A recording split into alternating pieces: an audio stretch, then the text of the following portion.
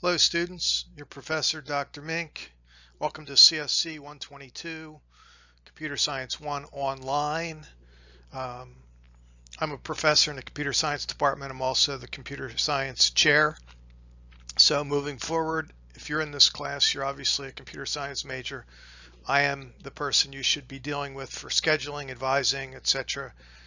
Many of you probably had me for the prerequisite course in this sequence, CSC 121.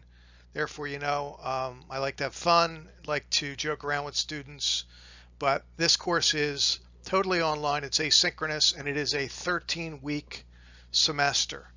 So we have 15 weeks worth of material to finish in 13 weeks. So let's get started. Next up, I'll give you a quick tour of the course.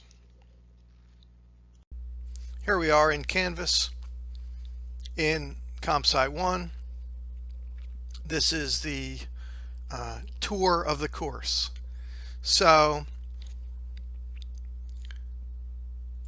the first module has information that will remain available for the entire course, and it's what I call startup information.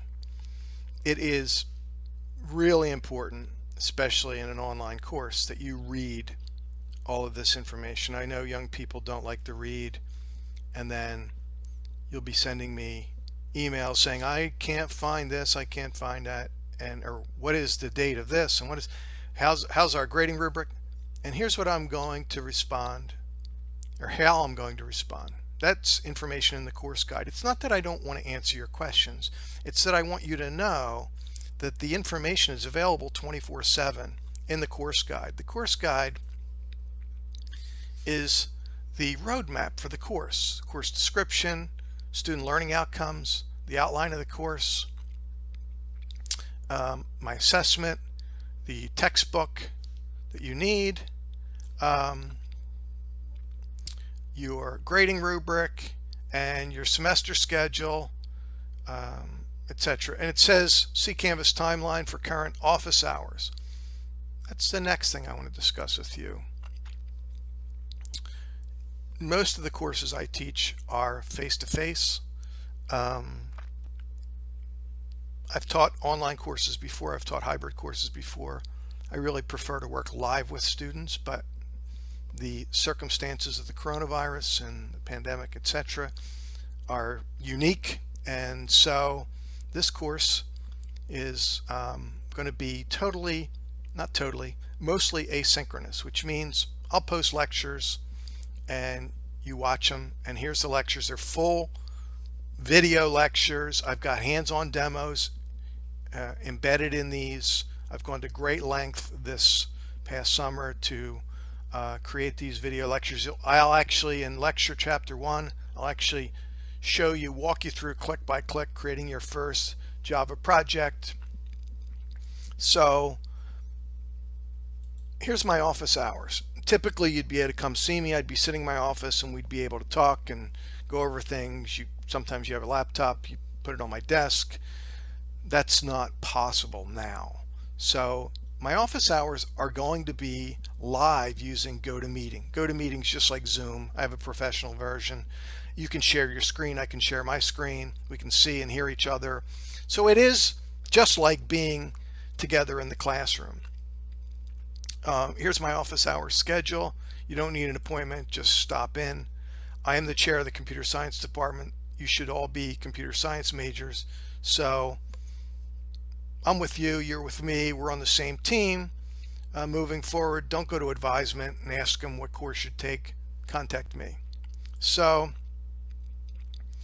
now, how to access my programming lab assignments. Everything you need is in there. How to install NetBeans and the JDK, that's in there. Now, let's get into this. The first 3 chapters that we're going to cover, 1, 2, and 4, are review. Java is extremely similar to C++ in its syntax. So this is going to be review.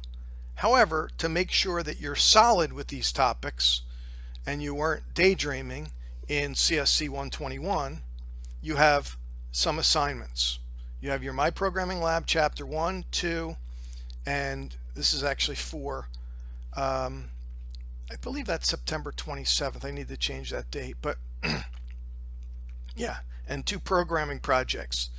These will be very simple, and they will bring you up to speed very quickly on the slight nuances, differences between Java and C++. And then we're going to get right into using classes and objects. And the course guide has the schedule. If I open that again, you'll see the schedule.